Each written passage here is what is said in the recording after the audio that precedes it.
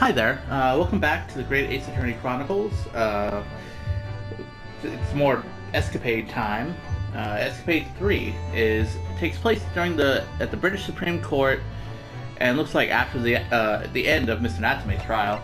So I guess there weren't any particular escapades to be had in between the events of the third case, which I guess makes sense because there's only like a day between the third case and the fourth case anyway. Plus, McGilded got a bit McRoasted at the end of his trial, which is unfortunate because I'd love to have a casual hangout with Magnus. But sadly, we get what we get. So let's see what happens when we do this one. Apparently, fucking Greg Suss is involved. Frankly, I'm not interested in seeing him again for a while. Still kind of sore about the whole him being a jerk and a bad guy at the end of the final case. Anyway, it's 26th of February, 9:17 a.m. at the British Supreme Court in Lord Chief Justice's Clock Tower office.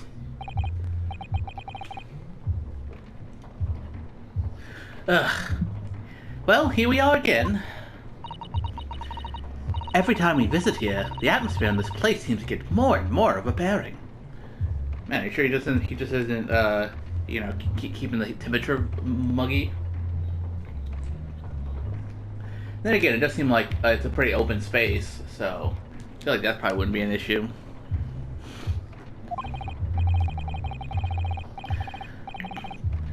Just think, we could be at home with Mr. Sholmes and Iris having a nice, cozy breakfast.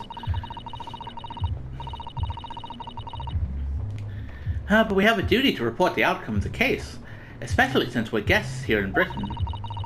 So I'm afraid this visit couldn't have been avoided. Yeah, couldn't we just send him an email, though, a telegram, even? Oh, man, my hand. Oof. I suppose not. But is there even anyone here? You could hear a pin drop in this place. It's too solemn for its own good. Yeah, it is pretty, imposing. It is very quiet, isn't it? The only sound is the ticking of the great clock as it keeps perfect time. Tick tock, tick tock, tick tick tock, tick tock, tick tick tick to the tockety tick. Also pitter patter, pitter pitter pitter patter, pitter pitter pitter pitter patter. What was that, I wonder? The usual comforting sound of the clock seems to have been joined by a less comforting shuffling sound today. Tick tock, tick tock, tickety tock tock, tick tock, tickety.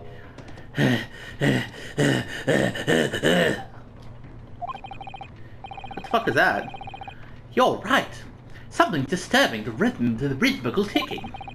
It sounds rather like an unfit middle-aged man running from pillar to post. Clumsily, I might add. Jeez, fucking roast the guy. You don't even know it. You haven't even seen him yet. Oh! Oh, hi. How are you calling unfit?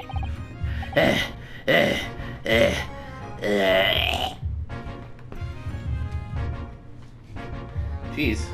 You look like you just ran a marathon. Oh! Inspector Gregson? What are you doing here? What am I? Is it plain and obvious?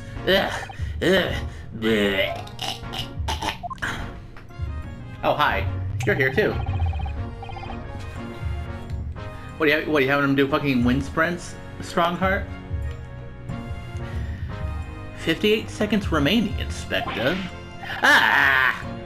Well, we'll have to talk later, Sunshine. Gee, there he goes, running off again.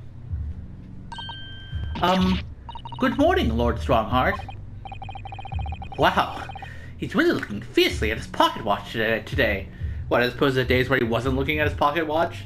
I.e. something he does every time we see him, apparently, because that's like his whole thing. He's obsessed with time or whatever.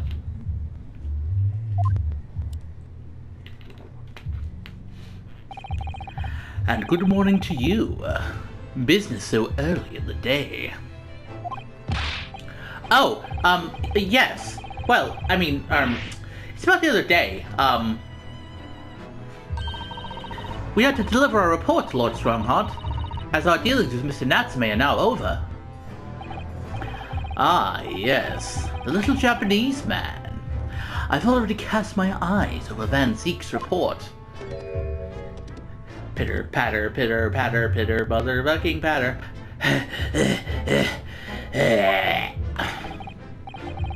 I must say, the outcome surprised me. I thank you for a job well done. You're too kind, my lord. It's not here, it's not there, it's not over there either. Jesus, what are you doing, Gregson, my guy? I hope you don't mind me asking, but what exactly is the inspector doing? He's been harrying around between the bookshelves, looking beside himself with worry. He's looking for a particular work, The Lion's Pride. Now there's an all too familiar title. Oh yeah, that's John Garrideb's favorite book or something, right? I didn't know you were interested in it as well, Lord Strongheart. I'd heard it was a popular tale, so I obtained a copy from the rental library. However, it wasn't able to maintain my interest, so I soon cast it aside. Oh, okay, I guess you didn't like it. Yeah, well, I guess not every book is going to be for everyone. I happened to notice a vacant spot on one of my shelves at the time, so I duly stowed the book there. Unfortunately, I no longer remember where that was. Nope, not there, not here either. Come on, where are you lions hiding? Jeez. The book is due back today, so I've asked Gregson to locate it for me with his investigative prowess. Inside 5 minutes. Okay, geez, is that really necessary? I mean, again, Gregson can go eat a dick as far as I'm concerned, but also, that just seems like unnecessary stipulations.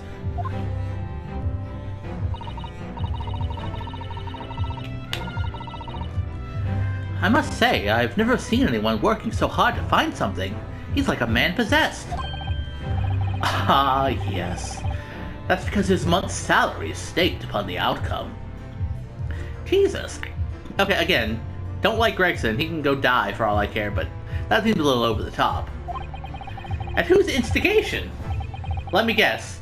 This stony-faced lord. And, the 5-minute time limit? What's the significance of that? Oh, there is none. Just my vulgar, mischievous spirit showing itself, I'm afraid. Okay, I'm not sure if I want to hear about you and your fucking vulgar, mischievous spirit.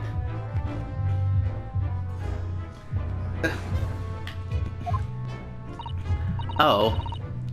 By your own admission. Gah! I can't.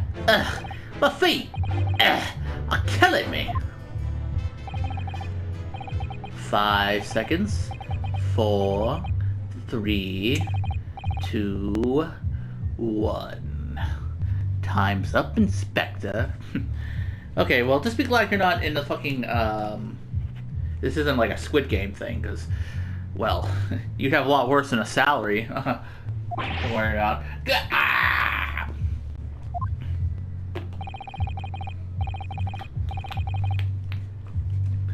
Which means that next month you will work unpaid and have no days off. Okay, wow. Okay, again, okay. I don't have sympathy for Gregson, but that just seems over the top and dumb and kind of cruel as well. Like, holy shit, that's just fucking slave labor, basically. All because he couldn't find a stupid book? Like, come on. Strongheart, what the fuck? You're the one who fucking misplaced it anyway. No! No days off! Ah, well, that's unfortunate for you, I guess.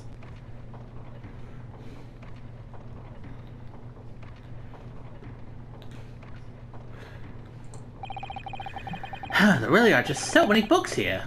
It's overwhelming. For some, perhaps. I've purchased every book, new or old, on the subject of law from all over the globe. Wouldn't have believed it a few short decades ago. A place like this couldn't have existed. What do you mean, Inspector?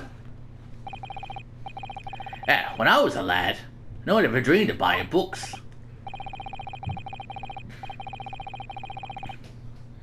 I'm pretty sure... What? I'm pretty sure books existed a few decades from when this game is set. Like, you make it sound like it was some, like, mythical item or whatever. Oh, I see. Western books are such luxury items, I suppose, with the leather covers and fancy bindings. No, that's not it. Oh, well, what is it then? There was a tax on paper, see? On paper. No, I'm probably got a literal tax. It wasn't on paper, it was literally a tax about paper. Yeah, I mean, it was abolished about 30 years back now, but it used to be the case. Geez, how old are you, man? How do you remember that? It was tax levied on any kind of paper. So obviously, that meant most folks couldn't afford to buy any books at all. Ah, so is that why places like the rental library you mentioned before came into existence, Lord Strongheart? Indeed. Vestiges of the paper tax system, you could say. The general public considers books as items for hire. London is home to a vast lending library of some 3.5 million books. Jesus, that's a lot of fucking books. You couldn't hope to read all of that even if you were reincarnated 10,000 times. I mean, if you're a speed reader, maybe. But for the average person, I suppose not. Even I would choose to read a book rather than purchase it if I knew I would read it infrequently. The subject of tax has actually surprised us already in the last few days. It came up in Mr. Natsume's trial. Oh yeah, the window tax that Sholmes told us about. It seems that the window in his room was filled in due to some kind of window tax. That would be true. Fortunately, the window tax was abolished here some 40 years ago. Sadly, in the East End in particular, many windowless houses remain. Britain's always had a bit of a thing for tax and stuff. Whatever they can tax, they tax. Sugar, salt, tea, coffee, ugh. You name it. Candles, beards. Wait, sorry. What was that last one? Did you say beards? Yep, the beard tax. I never heard of it. Never. Why should people have to pay money just because they let their facial hair grow? You may well ask. I suppose it's because it makes them look self-important. The Naruhodos will have a strict family policy of no facial hair, I think.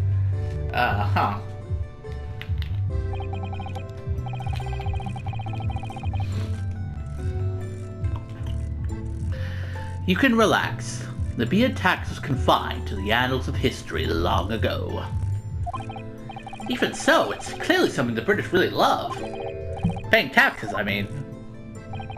Paying them? You got that back front, sunshine. But you can't deny that you've had a lot of funny taxes over the years. You never find anything like that in Japan. Would you, Mrs. Otto? Oh, is she gonna pull out an example of a tax that they did? In actual fact, I'm afraid to say that you would, Mr. Naruhodo. What? No. You don't mean... Surely there's never been a window tax in Japan. No, but there have been similarly obscure taxes. For example, in the Edo period, there was a frontage tax. What was that? It was a tax not on windows, but on the entrance to properties. The larger a property's entrance was, the greater the tax that was levied on it. Even today, some mansions survive with extremely narrow entrances due to that old form of taxation. That seems pretty arbitrary and weird, but okay. I had no idea. Yeah, so you Japanese are as twisted as us Brits.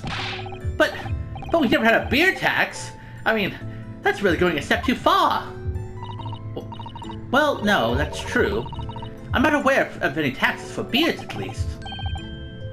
Well, what do you mean, at least? Well, rather than tax them, the shogunate did once prohibit them outright. The ruling class prohibited beards? It was called the Great Beard Prohibition. It was an Edo period edict. Huh. That also seems weird and arbitrary. But I mean, I know some cultures are weird about when it comes to facial hair. For whatever reason.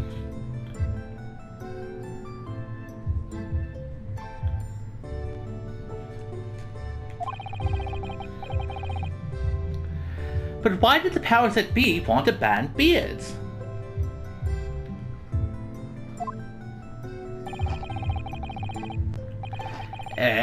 Because it makes people look self-important? Just an idea.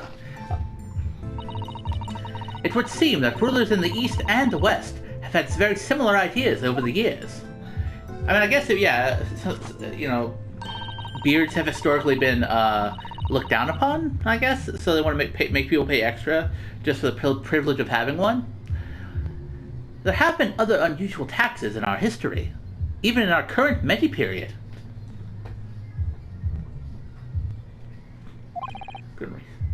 There have. For example, though it was before either of us were born, there was a rabbit tax. There was a tax on those adorable fluffy creatures? Like the one who makes mochi sweets on the moon? Not him! Yes, and it was an extremely large tax too. The government demanded extraordinary sums of money. This just gets stranger and stranger. What was the reason for that bizarre tax, then? Well, after Japan opened its doors to the world, there was an unprecedented rabbit boom in the Meiji capital. A boom?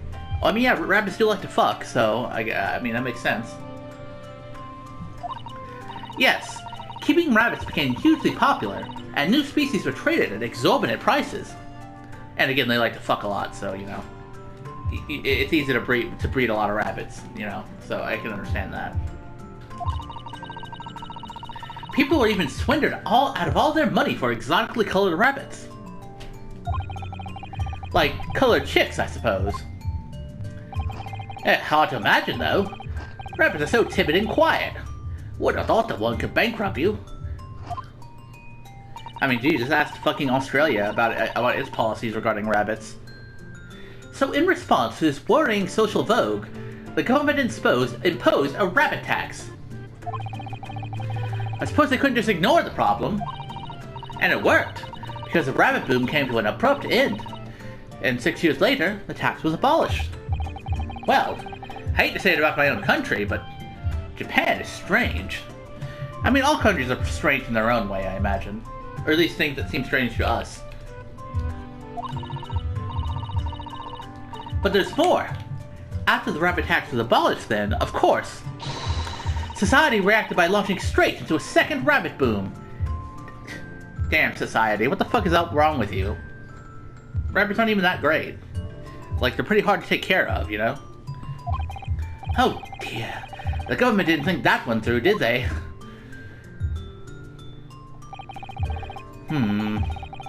Your ideas about the world are very much altered by the position you hold in society. If you are responsible for the running of the country, you will feel the need to raise revenue keenly. I mean, true. I mean, you do need taxes to pay for shit.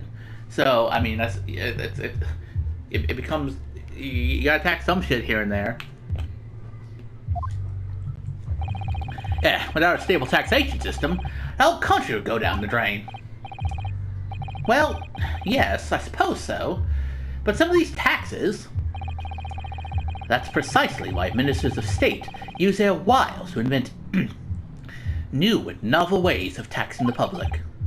Novel ways? Tell me, Mr. Naruhodo, if you were one of my country's statesmen...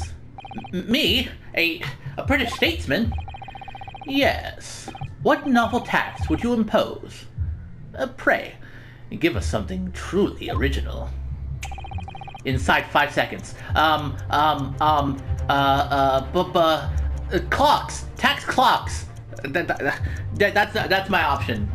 Tax all the clocks in the world. If you have a lot of clocks in your general vicinity, tax $1 million per clock. Yeah. That's my answer. What? Oh, Think of something that everyone uses, Mr. Naruhodo, and really squeeze every penny out of the population. Just fucking rake them over the coals, goddammit. That's quite the intense stare. I'm very glad Susato-san isn't in charge.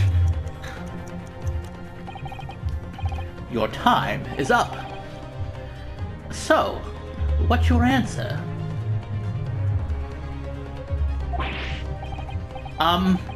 Well... Air? Maybe? Yes! How about air? Okay, geez. Okay. You don't need this fucking dramatic music for the... This music is a little too serious and, epic for the little discussion we're having.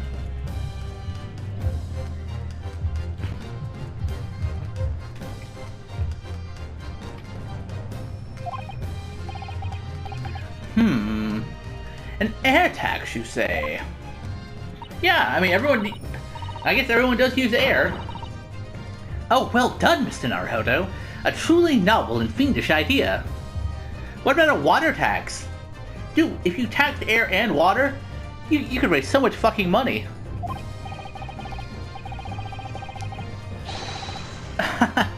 Well, everyone has to breathe. So while the population is inhaling air, my government is inhaling money. Yeah, that's a fucking winning campaign slogan. Yeah, blimey. You're a tyrant at heart, eh? A somewhat radical solution to a country's revenue problems, but sadly not an original one. No, you mean to say?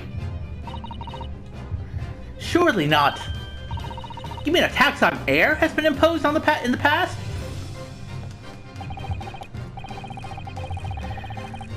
It was last century. The finance minister of our neighbor, France, proposed it. What? If I ever go for a visit, I'm holding my breath.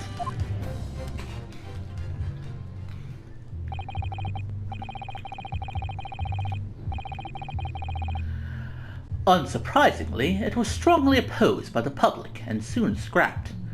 The minister didn't last long either. I mean, yeah, I'm not surprised.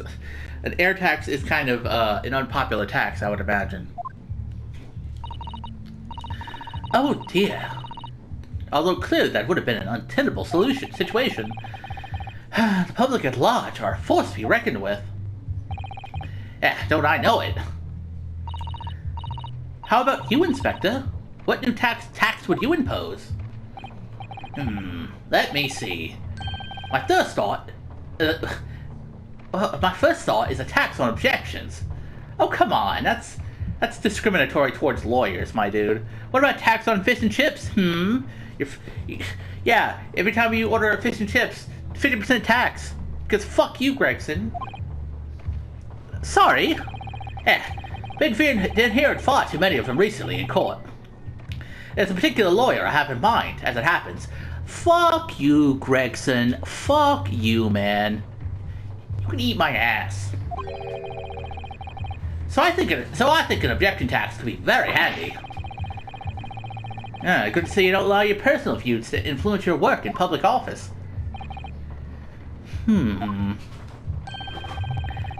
I reckon 5 pence for every objection raised would be about right. You literally just came up with that just to spite me, Gregson. You can't support that, Strongheart. You have a background in the law. Surely you see the value in a good objection. A most amusing proposal, Gregson. A most unamusing proposal, my lord.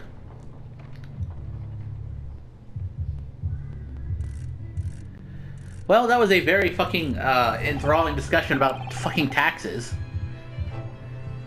Well then, I think it's your turn now. Sorry, my turn for what? Oh, bro, what the fuck? Come on, Strongheart. I'm not your actual lackey. Like, I know technically you assign me cases and I technically work for you, but I'm not really like directly under you, am I? I'm like I have my own private office, you know? People come to me for cases, you know? Surely you can't just make me find a stupid book, right? Right? Why? What else? to locate my missing copy of the Lion's Pride. Oh! It's on one of the shelves in this room. Of that, I am certain. Now, I shall give you 10 minutes. Oh shit, that's double the time Gregson got. Fuck yeah, dude, I can do that. Oh wait, oh shoot, I didn't mean to do that. And let's stake your student stipend on it, Fail to find the book, and you forfeit next month's payment. Oh come on, that's not very nice. Objection! Your time starts now. Oh, and one more thing. I believe you just said the word objection. Ugh. Kindly leave your 5 pence over there before we begin combing the shelves. Oh, come on, you can't just implement that just because Gregson said it. This tax is going to be the death of me.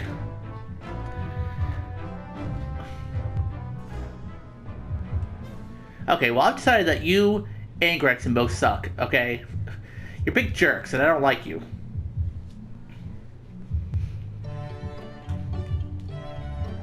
Well, that was, quite the discussion piece, wasn't it?